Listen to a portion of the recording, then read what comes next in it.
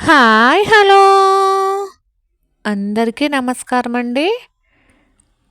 Welcome to talks with me. ఎలా ఉన్నారండి అందరూ? నేనైతే చాలా అంటే చాలా బాగున్నాను. మీరందరూ కూడా ఇంకా ఇంకా బాగుండాలని మనస్ఫూర్తిగా కోరుకుంటున్నాను. ఇవాల్టి వీడియోలో ధనుశ్రీ గారు అనుకుంటా అండి ఒక క్వశ్చన్ అడిగారు. అంటే మీరు ఆకుకూరల్లో, కూరగాయల్లో, నాన్ వెజ్‌లో మనీ మిగులుస్తున్నారు అని చెప్పారు కదా! అది ఎంత మిగులుస్తున్నారు? ఏ విధంగా మిగులుస్తున్నారు? అని ఒక క్వశ్చన్ అయితే అడిగారండి. దానికి ఈ వీడియో అయితే చేస్తున్నాను.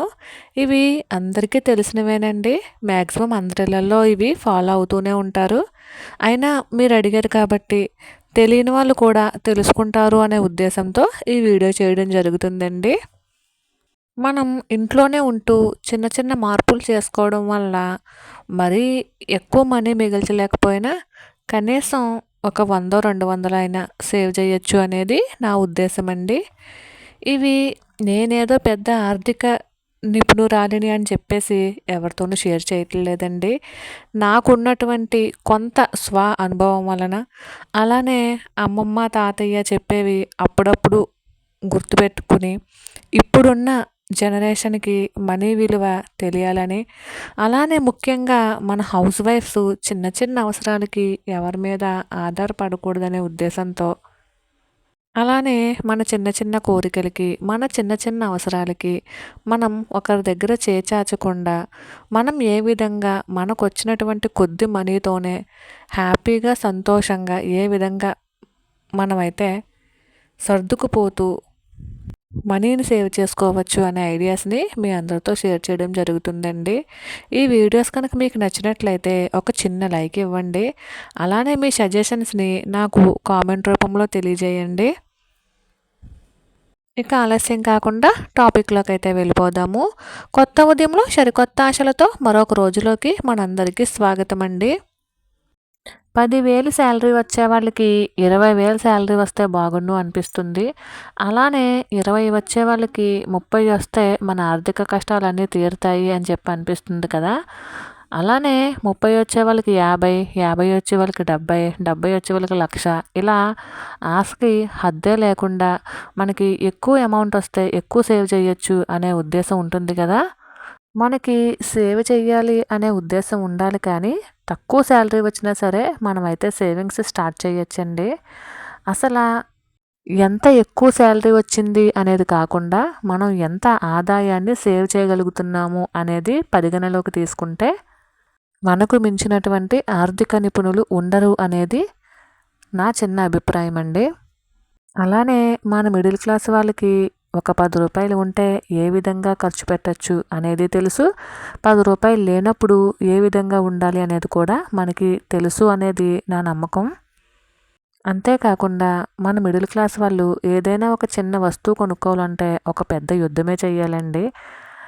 అంటే ఆర్థిక పరంగా మనం చాలా త్యాగాలు చేసి కొనుక్కోవాల్సి వస్తుంది ఏదైనా ఒక వస్తువు కొనుక్కోవాలి అంటే. అలా కొనుక్కున్న తర్వాత ఆ హ్యాపీనెస్ చాలా వేరేగా ఉంటుందండి.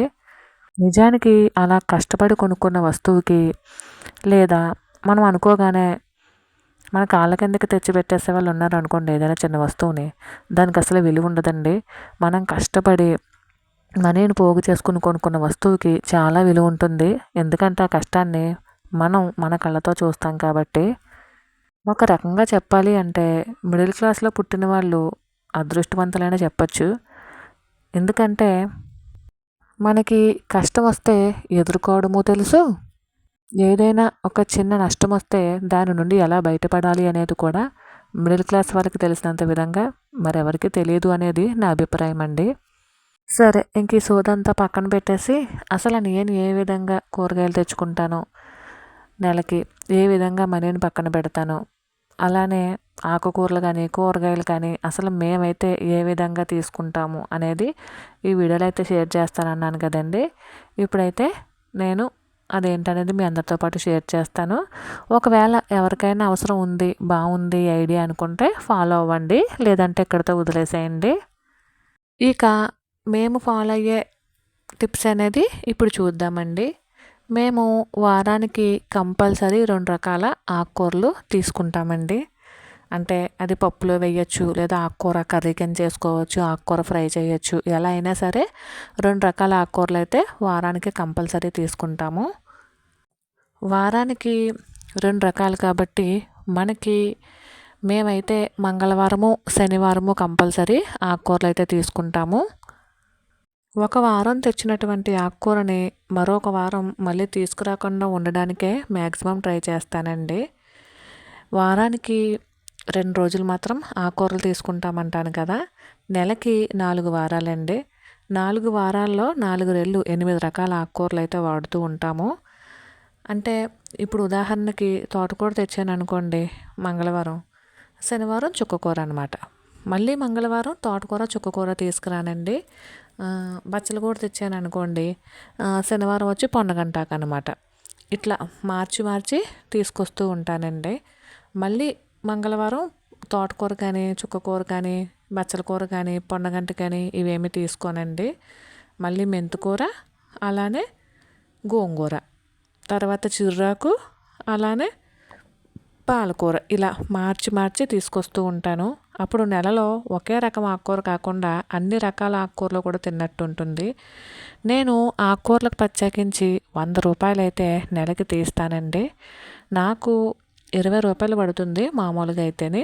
4 వారాలకి కూడా 4 20 80 రూపాయలు అవుతుందండి. అందులో ఒక 20 రూపాయలు అయితే మిగులుతుంది. ఉజ్జాయింపుకి మాత్రమే చెప్తున్నానండి. ఒక్కొక్కసారి ఆకుకూరలు 15 రూపాయలకు కూడా వస్తూ ఉంటాయి. ఒక్కొక్కసారి రైతు బజార్లో 10 రూపాయలకు కూడా వస్తూ ఉంటాయండి. అది ఆయా కాలాలు బట్టి లేదా అప్పుడున్న రేట్లు బట్టి ఉంటుంది. మ్యాక్సిమం ఒక 20 అయితే మిగల్చొచ్చండి. ఇంకా మనం బార్గింగ్ చేసి రైతు బజార్లోకి గట్ట వెళ్ళి మనం ఓపుకుండి తిరిగితే మనకి 15 రూపాయలకి అలా కూడా వస్తుంది. తరువాత నాన్ వెజ్ అండి.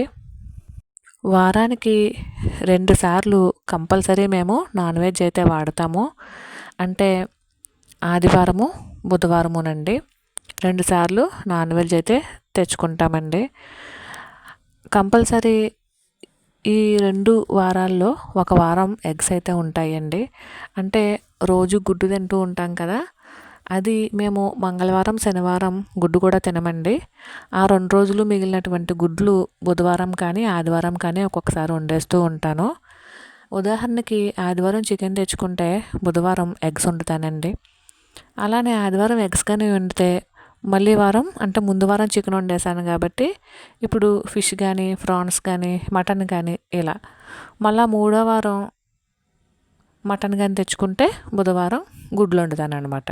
ఎగ్స్ అయితే కామను, ఇవి మారుతూ ఉంటాయి. చికెను, మటను, ఫిష్, ప్రాన్స్ మేము ఈ 4 తింటాము. ఈ 4 కూడా మార్చి మార్చి తీసుకొస్తూ ఉంటామండి. ఈ విధంగా నెలకి మనం తినేవి కూడా మార్చి మార్చి తెచ్చుకోవడం వల్ల అన్నీ తిన్నట్టు ఉంటుంది మనకి. మనీ పరంగా కూడా కొంచెం మరీ ఎక్కువ సేవ్ చేయలేము, కొంచెం సేవ్ చేసినట్టు ఉంటుందండి. నేను నాన్ వెజ్కి 1000 రూపాయలు అయితే తీసుకుంటానండి. దాంట్లో అంటే చికెన్ వచ్చి 200 పడినా, ప్రాన్స్ 200, ఫిష్ 200, మటన్కి కొంచెం ఎక్కువే పడుతుందండి. ఒక్కొక్కసారి ప్రాన్స్ 120 కూడా దొరుకుతాయి. చేపలు ఒక్కొక్కసారి పెద్దవి, చిన్నవి వస్తూ ఉంటాయి కదా! అలాంటప్పుడు 120, 100 రూపాయలు, 80 రూపాయలు కూడా ఇస్తూ ఉంటారు. అవి మటన్లో వేసేసి 400, 350 పావు కేజీ లేదా అర కేజీ అలా తెచ్చుకుంటూ ఉంటామండి. కంపల్సరీ 200 అయితే మిగిల్చడానికి ట్రై చేస్తానండి. 800 అవ్వేటట్టు చూస్తాను. ఇంకా ఎగ్స్ వచ్చేసి ఆల్రెడీ గ్రోసరీస్లో తీసుకుంటాం కాబట్టి ఇంక ఇక్కడైతే నేను విడిగా ఎగ్స్కి ఏమీ అమౌంట్ అయితే వేయట్లేదండి. గ్రోసరీస్లోనే ఎగ్స్ అయితే తీసుకుంటాము. రోజు కంపల్సరీ ఒక ఎగ్ తింటాం కాబట్టి మంగళవారం, శనివారం తినం కాబట్టి ఆ ఎగ్స్ బుధవారం కానీ, ఆదివారం కానీ వండేస్తూ ఉంటాను. అలానే కూరగాయలండి. ఇంకా వారానికి 4 రోజులు ఇక్కడే అయిపోయింది. అంటే 2 రోజులు ఆకుకూరలు, 2 రోజులు వచ్చి నాన్ వెజ్కే అయిపోయింది. ఆకుకూరలు అంటే వట్టి ఆకుకూరలే వండండి, అందులో పప్పు కూడా కలుపుతూ ఉంటాము.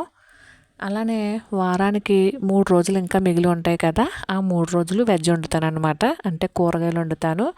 అది కూడా ఎలా అంటే మార్చి మార్చి వండుతానండి. ఒక వారం వండినటువంటి కూరగాయ మరొక వారం రాకుండా మ్యాక్సిమం ట్రై చేస్తూ ఉంటాను. అంటే ఇంక మాకు సోమవారం, గురువారం, శుక్రవారం మిగిలింది కదా, మార్చి మార్చి వండుతాను అనమాట. అంటే ఉదాహరణకి సోమవారం వంకాయ వండాను అనుకోండి, మళ్ళీ ఆ వంకాయ రావడానికి ఒక నెల పట్టాలి అనేది నా ఉద్దేశం అండి. అంటే గురువారం దొండకాయ, శుక్రవారం వచ్చేసి మనకి ఏ కాయగూరలు అవైలబుల్ ఉంటే అవి, బీరకాయ, ఇట్లా ఈ విధంగా మామూలుగా ఉజ్జాయింపుగా రాస్తున్నానండి. అదే వండుతానని ఏమీ లేదు, అటు ఇటు కూడా మార్చి మార్చి వండుకోవచ్చు. అలానే బెండకాయ, చిక్కుడుకాయ ఇవన్నీ ఉంటూ ఉంటాయి కదా, ములక్కాళ్ళు, అరటికాయలు, క్యాబేజీలు, క్యాలీఫ్లవర్లు, ఎన్ని రకాల కూరగాయలు ఉన్నాయండి. క్యాప్సికము, బంగాళదుంపలు, క్యారెట్లు, బీట్రూట్లు, చిక్కుడుకాయలు, ఇవి కాకుండా బీన్స్ కూడా వండుతూ ఉంటాను. బీన్స్ అంటే అందులోనే రాజ్మా ఉంటుంది, అందులోనే అలసందలు ఉంటాయి, అవి కూడా ఒక్కొక్కసారి వండుతూ ఉంటాము. పెద్ద శనగలు ఇలాంటివన్నీ కూడా ఒకరోజు అయితే వండుతానండి. ఈ విధంగా మనం ప్లాన్ చేసుకుంటే ఆల్మోస్ట్ అన్ని రకాల కూరగాయలు తిన్నట్టు ఉంటుంది. మార్చి మార్చి తినడం వల్ల ఒకే రకమైనటువంటి కూరగాయలు తినకుండా ఉన్నట్టు కూడా ఉంటుంది అనేది నా అభిప్రాయం అండి. మ్యాక్సిమం నెలలో ఒక కూరగాయ ఒకరోజు మాత్రమే తినాలి అని చెప్పేసి అనుకుంటూ ఉంటాను. ఒక్కొక్కసారి కూరగాయల రేట్లు ఆకాశాన్ని అంటుతాయండి. అలాంటప్పుడు ఏవి తక్కువకు వస్తున్నాయో చూసుకుని అవే తీసుకొస్తూ ఉంటాను. ఒక్కొక్కసారి ఇంట్లో కూరగాయలు ఏమీ లేనప్పుడు కొబ్బరి పచ్చడో, నువ్వుల పచ్చడో ఇట్లాంటివి పచ్చళ్ళు కూడా చేసేస్తూ ఉంటామండి. ఇది ఉదాహరణకు మాత్రమే చెప్తున్నానండి. ఇలా ఈ విధంగా ఒక పద్ధతి ప్రకారం మనం ఫాలో అయితే మనకి మనీ పరంగానూ ఆదా ఉంటుంది, అన్ని రకాల ఫ్రూట్స్ అండ్ వెజిటేబుల్స్ మనం తిన్నట్టు ఉంటుంది, చక్కగా ఆరోగ్యానికి ఆరోగ్యంగానూ ఉంటుంది అనేది నా అభిప్రాయం అండి. కూరగాయలకు కూడా 1000 రూపాయలు అయితే ఖచ్చితంగా తీస్తానండి. అందులో 200 మిగల్చడానికి మ్యాక్సిమం ట్రై చేస్తాను. ఇక్కడ ఒక 200, నాన్ వెజ్లో ఒక 200, అలానే ఆకుకూరలో ఒక 20 రూపాయలు, 420 రూపాయలు అయితే కంపల్సరీ మిగిల్చడానికి ట్రై చేస్తానండి. ఇంకా టిఫిన్ విషయానికి వస్తే, అంటే టిఫిన్ అడగలేదండి అనుకోవచ్చును. ఎలాగో ఈ కూరగాయల గురించి వీడియో చేస్తున్నాను కదా, టిఫిన్ గురించి కూడా ఒకసారి ఒక చిన్న ఐడియా షేర్ చేస్తే మీకు కూడా అవసరం ఉంది అనిపిస్తే కనీసం ఒకరికైనా ఉపయోగపడుతుందేమో అన్న ఉద్దేశంతో ఈ వీడియో అయితే చేస్తున్నానండి. ఇంకా బ్రేక్ఫాస్ట్ విషయానికి వస్తే మనకి వారానికి 7 రోజులు కదండి, అందులో సండే మాత్రం తీసేస్తాను. ఎందుకంటే సండే మాకు ఫుల్ ఆయిల్ అనమాట. అంటే గారెలు, ఇటువంటివి పూరీలు ఇటువంటివి సండే చేసుకుంటాము. సోమవారం వచ్చి ప్లెయిన్ ఇడ్లీయే చేస్తానండి. ఎందుకంటే ఆదివారం ఫుల్గా ఆయిల్ ఫుడ్ అది తినేసి ఉంటాం కాబట్టి సోమవారం ప్లెయిన్ ఇడ్లీయే చేసుకుంటాను. ఇందులో ఇంక ఏమీ కలపడండి, ప్లెయిన్ ఇడ్లీనే. మంగళవారం వచ్చేసి ఇందులో కొంచెం అంటే మిల్లెట్స్ ఇడ్లీ కానీ, మిల్లెట్స్ దోశ కానీ, లేదా రవ్వ దోశ కానీ, పెసరట్టు కానీ, ఇట్లా అంటే కొంచెం హెల్త్కి సంబంధించినటువంటివి దోశ, లేదంటే రాగులతో దోశ కానీ, సజ్జలతో దోశ కానీ, ఇవన్నీ మిల్లెట్స్లోకే వస్తాయి. రాజ్మా దోశ కానీ, ఉలవలతో దోశ కానీ, ఇట్లా ఏదైనా సరే పప్పుకు సంబంధించినటువంటి దోశలు అన్నమాట అన్నీ వేసుకుంటూ ఉంటామండి. దీనికి కాంబినేషన్గా నేను అల్లం చట్నీ కానీ, కొబ్బరి చట్నీ కానీ చేస్తూ ఉంటాను. చాలా టేస్ట్ ఉంటుంది, ఈజీగా కూడా ఇష్టంగా తింటారండి అందరూ కూడాను. చాలా ఈజీగానే చేసేసుకోవచ్చు. ఆరోగ్యానికి ఆరోగ్యము ఉంటుంది, మనకి అన్నీ తిన్నట్టు కూడా ఉంటుందండి. అలానే బుధవారము అంటే ఇదొక ఐడియా మాత్రమేనండి, ఇలాగే చెయ్యాలని ఏమీ రూల్ లేదు, ఎవరికి నచ్చినట్టు వాళ్ళు చేసుకోవచ్చు. జస్ట్ ఇది ఒక చిన్న ఐడియా మాత్రమేనండి. బుధవారం వెజిటేబుల్ ఇడ్లీ అండి. అంటే ఇడ్లీలో క్యారెట్ తురుము కానీ, బీట్రూట్ తురుము కానీ, లేదా చిన్న చిన్న కూరగాయ ముక్కలు ఏమైనా వేయటం కానీ, బీన్స్ కానీ, ఇట్లా ఏమైనా సరే చిన్న చిన్న కూరగాయ ముక్కలతో సంబంధించినటువంటి ఇడ్లీలు వేస్తానండి. దీనికి చట్నీలు అయితే కొత్తిమీర, కరివేపాకు, పుదీనా ఇలాంటివి ఆకుకూరలకు సంబంధించినటువంటి చట్నీలే చేస్తాను వెజిటేబుల్ ఇడ్లీకి. కాంబినేషన్ చాలా బాగుంటుందండి. అలానే గురువారం వచ్చేసి మనం టిఫిన్స్ కూడా ఇలా పెట్టుకోవడం వల్ల తడుముకోనవసరం ఉండదండి. ముఖ్యంగాను ఈరోజు ఏం టిఫిన్ చేయాలి, రేపు ఏం టిఫిన్ చేయాలి అనేది తడుముకోకుండా ఉంటామని చెప్పి ఈ ఐడియా అయితే మీతో షేర్ చేస్తున్నానండి. గురువారం ఉప్మాలండి. అంటే రవ్వ ఉప్మా కావచ్చు, మిల్లెట్స్ ఉప్మా అంటే జొన్న ఉప్మా, లేదా రాగి ఉప్మా, అటుకుల ఉప్మా, ఇవి చేస్తూ ఉంటాను. దీనికి కాంబినేషన్ వచ్చేసి పల్లీల చట్నీ అండి, లేదా పుట్నాల చట్నీ. ఈ చట్నీలు చాలా బాగుంటాయండి. వీటి కాంబినేషను అంటే ఇలానే చేసుకోవాలని ఏమీ లేదు. మాకు ఈ కాంబినేషన్స్ బాగా నచ్చుతాయి అని చెప్పి ఈ విధంగా మేమైతే ట్రై చేస్తామండి. ఇంకా శుక్రవారం విషయానికొస్తే మనకి మిల్లెట్స్‌కి సంబంధించినటువంటి ఇడ్లీ కానీ, దోస గానీ, ఒక్కొక్కసారి పులిహార, దద్దోజనం లేదంటే ప్రసాదం చేసుకుంటూ ఉంటాం కదా! అట్లాంటివన్నీ చేస్తూ ఉంటాననమాట శుక్రవారానికి సంబంధించి. దీనికి ఎక్కువగా రోటి పచ్చళ్ళు, దొండకాయ పచ్చడి, టమాటా పచ్చడి ఇలాంటివి చేస్తూ ఉంటానండి. అసలా ఈ పచ్చళ్ళకి చాలా మంచి కాంబినేషన్ అండి. మిల్లెట్స్ దోస కానీ, మిల్లెట్స్ ఇడ్లీ కానీ, పొంగలి కానీ, లేదంటే దద్దోజనం కానీ చాలా బాగుంటుంది. అవన్నీ రాయట్లేదు, మామూలుగా ఉదాహరణకి చెప్తున్నానండి. ఇంకా శనివారం వస్తే నో ఆయిల్స్ అండి. అంటే ఆదివారం ఫుల్గా ఆయిల్ అంటే గారెలు, పూరీలు ఇలాంటివి ఉంటాయి కాబట్టి శనివారం నో ఆయిల్ అండి. ఓన్లీ ప్లెయిన్ ఇడ్లీ వేస్తాను. దానికి కాంబినేషను పొడులండి. అంటే కారప్పొడి, కరివేపాకు పొడి, నువ్వుల పొడి, పుట్నాల పొడి ఇలాంటి పొడులు ఉంటాయి కదా, అవి వేసుకుంటే కొంచెం నెయ్యి ఇంట్లో ఎవరైనా వేసుకుంటే కనుక, లేదంటే అది కూడా లేదండి. శనివారం నో ఆయిల్ అనమాట. ఈ విధంగా అయితే టిఫిన్స్ కూడా ప్లాన్ చేసుకుంటూ ఉంటామండి. మరి ఇది మీ అందరికీ నచ్చినట్లయితే ఒక చిన్న లైక్ ఇవ్వండి. మీ సజెషన్స్ని నాకు కామెంట్ రూపంలో కూడా తెలియజేస్తారని మనస్ఫూర్తిగా కోరుకుంటున్నానండి. ఇక ఆదివారం విషయానికి వస్తే ఆ రోజు స్కూల్ ఉండదు కాబట్టి అందరూ ఇంట్లో ఉంటారు కాబట్టి ఆదివారం కొంచెం స్పెషల్గానే చేస్తామండి టిఫిన్లు మా ఇంట్లో అయితే. అవి ముఖ్యంగా గారెలు వేస్తామండి, లేదా అలసందల వడలు వేస్తాము, ఎగ్ దోశ వేస్తాము, లేదంటే పునుగులు వేస్తాము, మైసూర్ బజ్జీలు వేస్తాము, అరటికాయ బజ్జీలు వేస్తాము, ఒక్కొక్కసారి పకోడీలు కూడా వేస్తామండి. అలానే వడలు, పెసర పునుగులు, మజ్జిగ గారెలు ఇలాంటివన్నీ అంటే ఆయిల్లో దేవినటువంటివి. ఈ విధంగా మేమైతే వారం పొడుక్కి సంబంధించినటువంటి టిఫిన్స్ ప్లాన్ చేస్తాము. అంటే ఇలానే వరుసగానేమీ లేదండి. ఒక ఉదాహరణకి మాత్రమే మీ అందరికీ అర్థం అవ్వాలని చెప్పేసి ఈ విధంగా రాస్తున్నాను. నేను కిచెన్లో ఒక చార్ట్ ప్రిపేర్ చేసుకుని ఉంటుందండి ఎప్పుడూను. ఆ చార్ట్ ప్రకారమే అంటే అటు ఇటు ఒక్కొక్కసారి మంగళవారం చేయాల్సిన టిఫిన్ బుధవారం అట్లా కూడా చేస్తూ ఉంటాము. మనకి ఏది అవైలబుల్గా ఉంటే అది చేస్తూ ఉంటాం కదా. ఈ విధంగా అయితే నేను టిఫిన్స్ కూడా మార్చి మార్చి తిన్నది మళ్ళీ ఆ నెలలో తినకుండా మ్యాక్సిమం ఉండడానికి ట్రై చేస్తానండి. అంటే ఉప్మానే చూడండి, రవ్వ ఉప్మా ఉంటుంది, లేదా అటుకుల ఉప్మా ఉంటుంది, సేమియా ఉప్మా ఉంటుంది, రకరకాల ఉప్మాలు కూడా ట్రై చేయొచ్చు. అదే ఇప్పుడు వేసవికాలం ఉందనుకోండి, కంపల్సరీ వారంలో 3 రోజులు చద్దన్నమే తింటున్నామండి. 2 రోజులు కంపల్సరీ రాగి జావే తాగుతూ ఉన్నాము. ఇట్లా అనమాట, మనకి ఏది అవైలబుల్గా ఉంటే అలా అనమాట. ఇది అందరింట్లోనే ఉండే ఉంటుంది, కానీ మీతో ఎందుకో షేర్ చేయాలనిపించిందండి. తెలియని వాళ్ళు కూడా తెలుసుకుంటారనే ఉద్దేశంతో. మరైతే ఇదేనండి వాళ్ళ వీడియో. ఈ వీడియో కనుక మీకు నచ్చినట్లయితే దయచేసి ఛానల్ని సబ్స్క్రైబ్ చేసుకోండి. అలానే ఒక చిన్న లైక్ ఇవ్వండి. మీ సజెషన్స్ని నాకు కామెంట్ రూపంలో తెలియజేయండి. మరిన్ని మంచి మంచి వీడియోస్ కోసం ఈ ఛానల్ని మీరంతా ప్రోత్సహించి ముందుకు తీసుకెళ్తారని మనస్ఫూర్తిగా కోరుకుంటున్నాను. Thank you for watching. ఉంటాను. బాయ్.